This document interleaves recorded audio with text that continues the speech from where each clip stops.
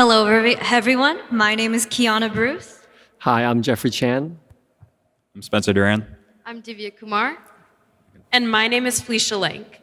Today we'd like to introduce you to our interactive qualifying project, Casa, Peota, housing strategy to increase home ownership in Venice, Italy. So for the past 70 years, Venice has been facing a problem of residential population decline. Back in 1951, they had an historic max of 175,000 residents, and today there's only less than 50,000 remaining, which is a 70% decrease.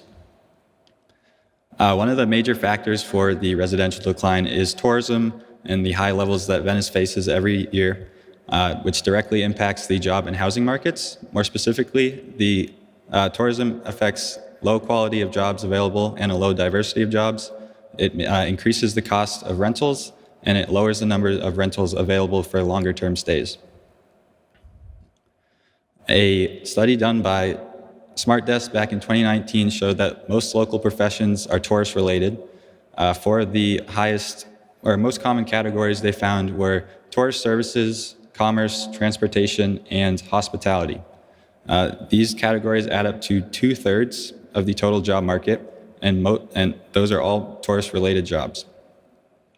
Not only are the jobs low in diversity, they also have lower wages. If we look at these salaries in Italy, the national gross average is at 30,000 euros, while tourism and travel average is at 28. So as the wages remain low, rent continues to rise in Venice. This graph is from Immobiliare, an Italian real estate company, and it shows the average rental price per square meter in its recent trends. Using the current 14.82 price per square meter and the average house size of 80 meters, we have a rent for the average house size of 1,200 euros a month.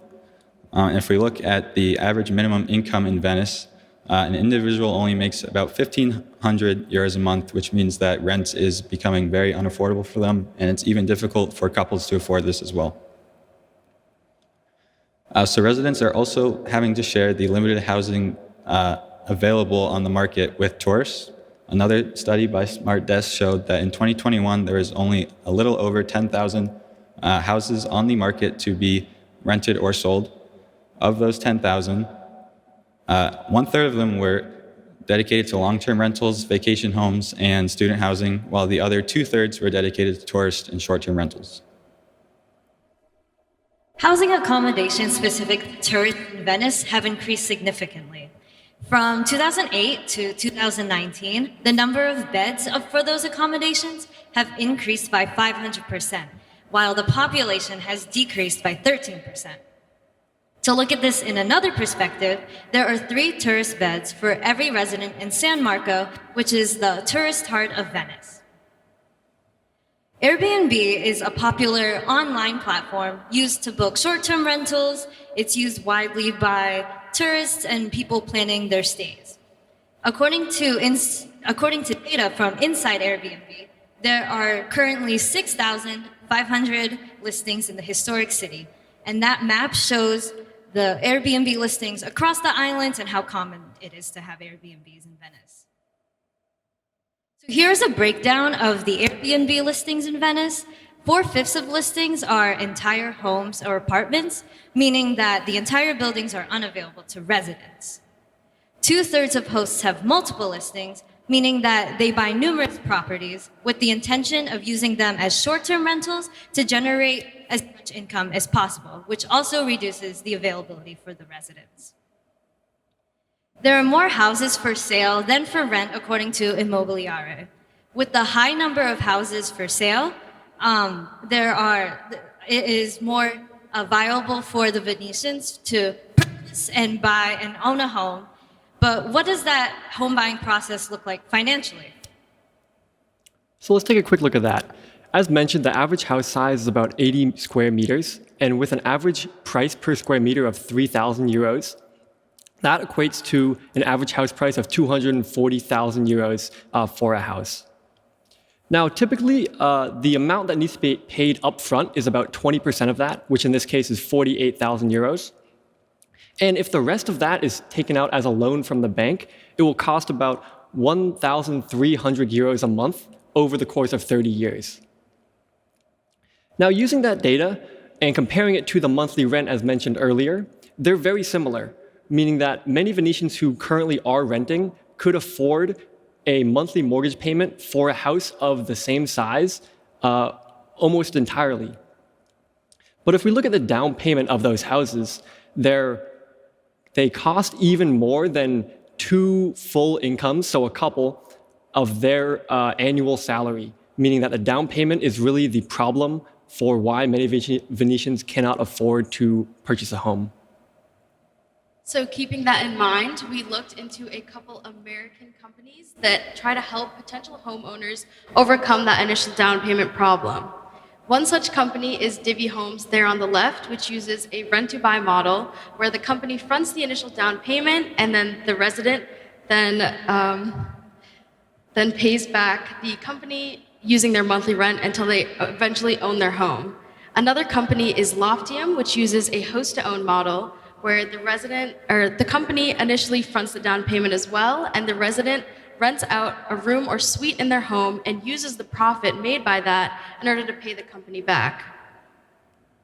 So Casa Peota is a conceptual startup developed by Serendipity in 2017 and studied by a previous WPI student team. The goal is to leverage the higher earnings from short-term and student rentals to produce more affordable options for homeownership in Venice.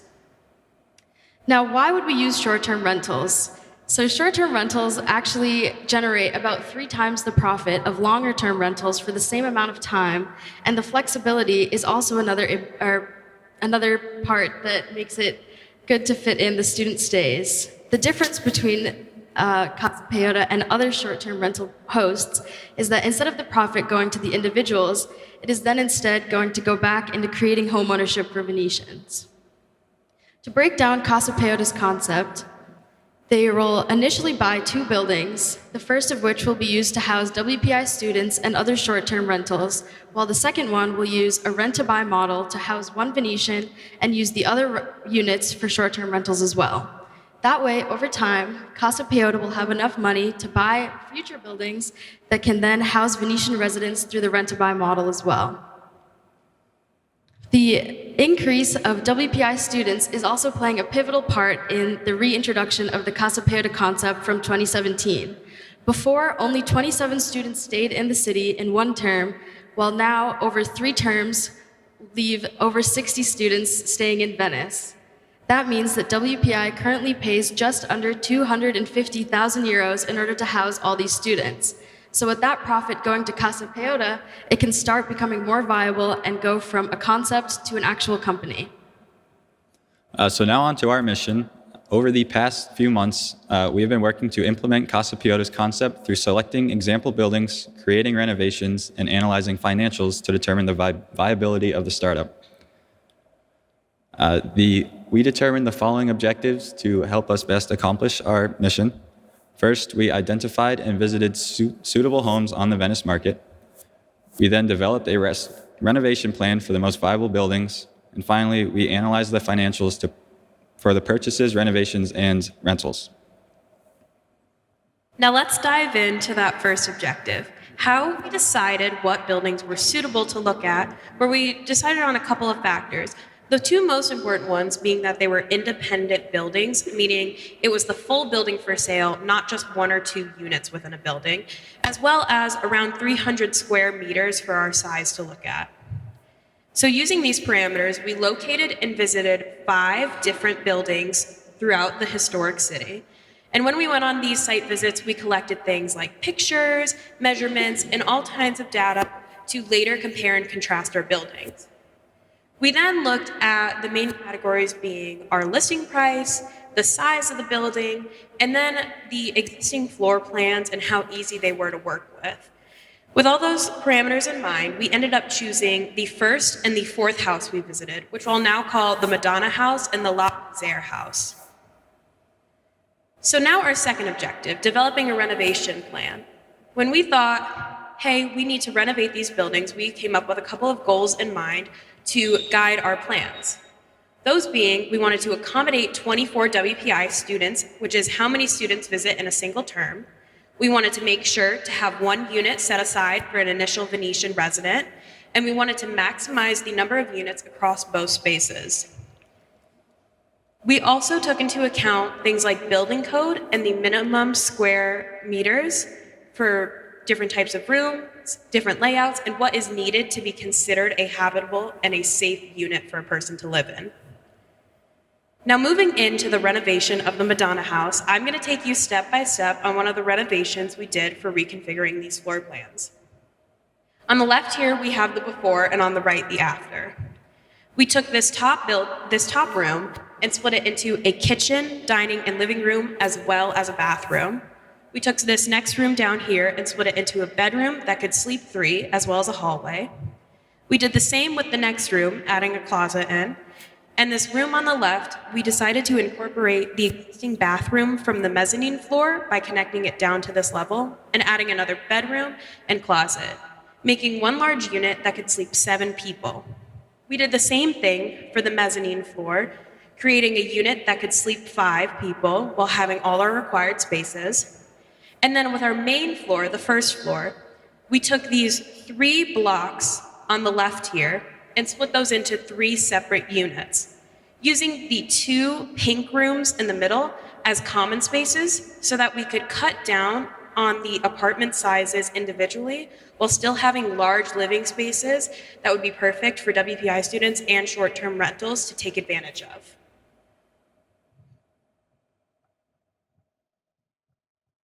Moving on to our second house, which is the Larzer house, and I'll take you on these renovations that we did. So here is the ground floor.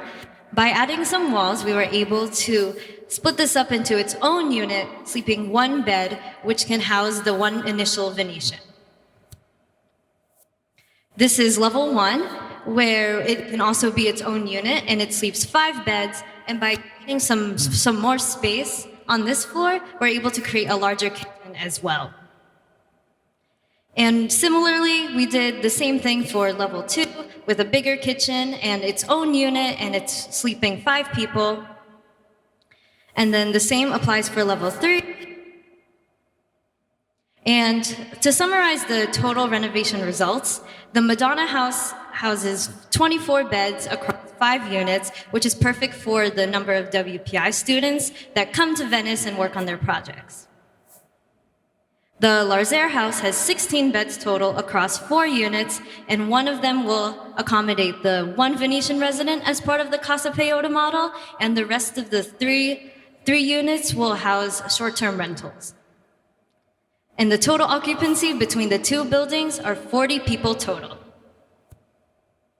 So after looking at the purchase prices, the listing prices, and our proposed renovations, Casa Peota needs 2 sources of funding for those purchase and renovation costs. The first one is the bank, who covers a large percent of total purchase and renovation costs, as well as the standard mortgage. The second one is the private investor, who covers the remaining portion with a percentage paid back each year. We as a team created documentation for our houses, also called as dossiers, to propose a plan to those banks and private investors to acquire those necessary funds for these costs.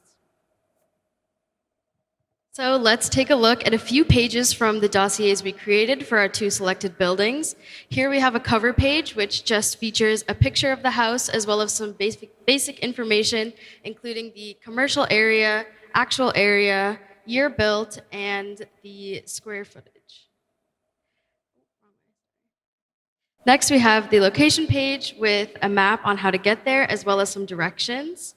Then we have pages featuring pictures of the interiors of each house, the current floor plans, as well as our renovation plans.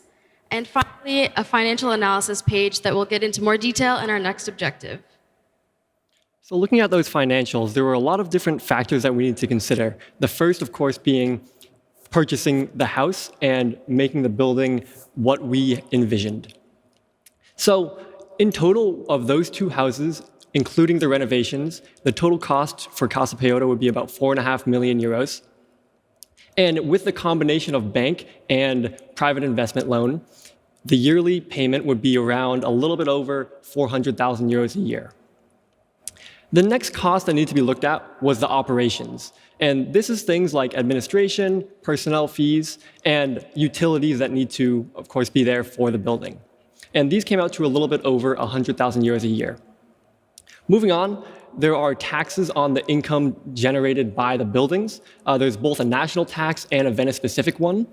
And in total, it would cost about $57,000 a year, or euros a year. And then finally, there's the revenue made by the buildings. And there are 3 different types that we went over.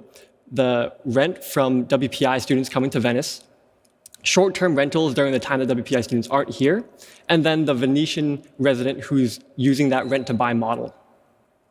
And in total, that would be a little under 700,000 euros a year.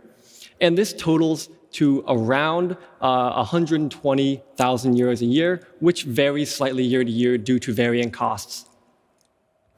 So the spreadsheet created is flexible. It allows Casa Peota to adjust the loan from the bank and the private investor depending on what they can negotiate. So they can input certain parameters to get a result and understand where they stand.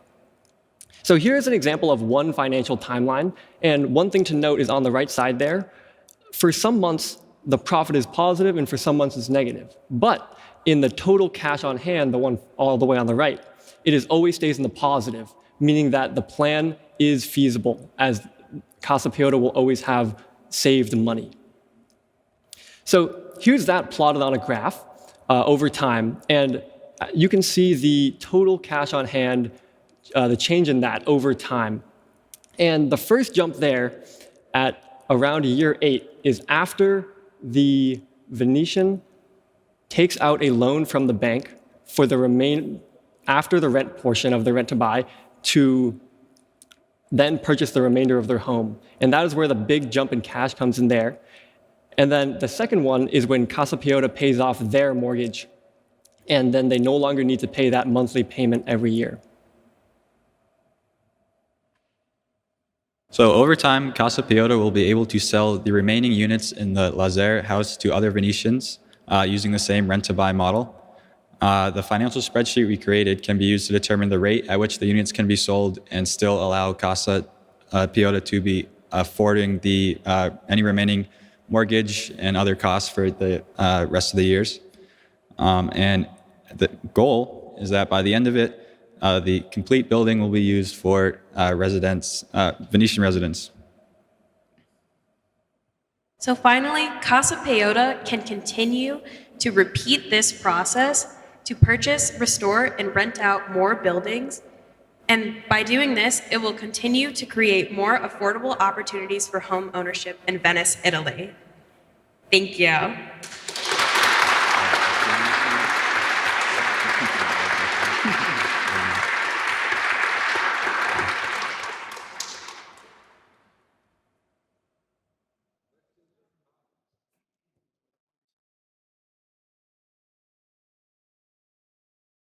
You are a real estate guy.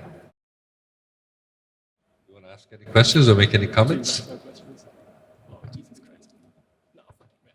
How long must the rent from you, from the students, last in order to be a safe project?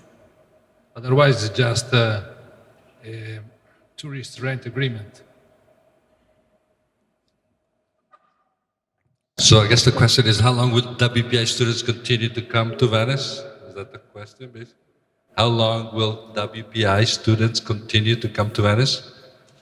In other words, how long will I last? Is that the question?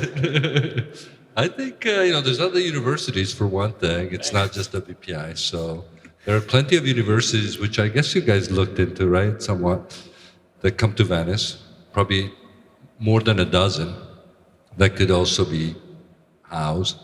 The advantage of WPI is that we have 2-month bimesters instead of 6-month semesters, so it's a little easier to work with our students than with other universities. But yes, that's a good question. It's definitely the number one question the bank will ask. How long before you die, kind of question. Okay. Thank you, Piero. He was the architect that followed this team in every meeting. Gave him all the details to do the calculations. Any other question or comment? Anybody who needs housing?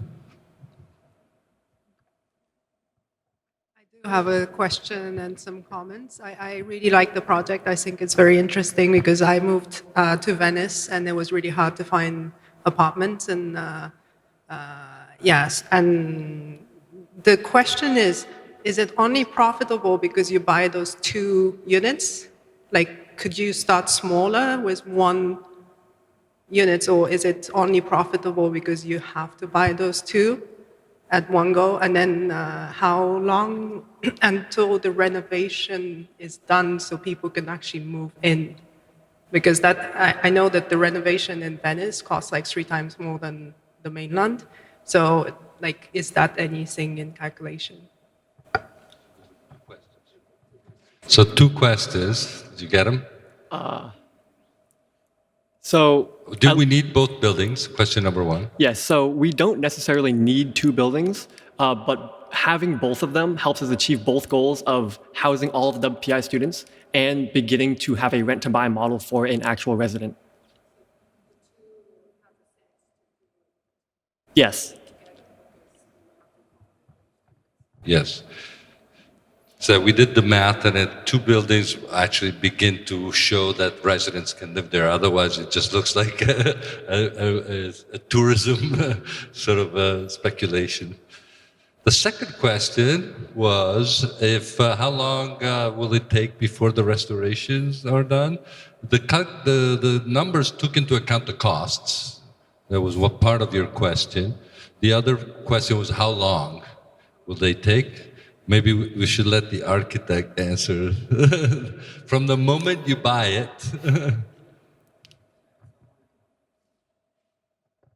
Depends on the state of the building when you start the renovation. And by the way, those 2 are from scratch, basically. So it takes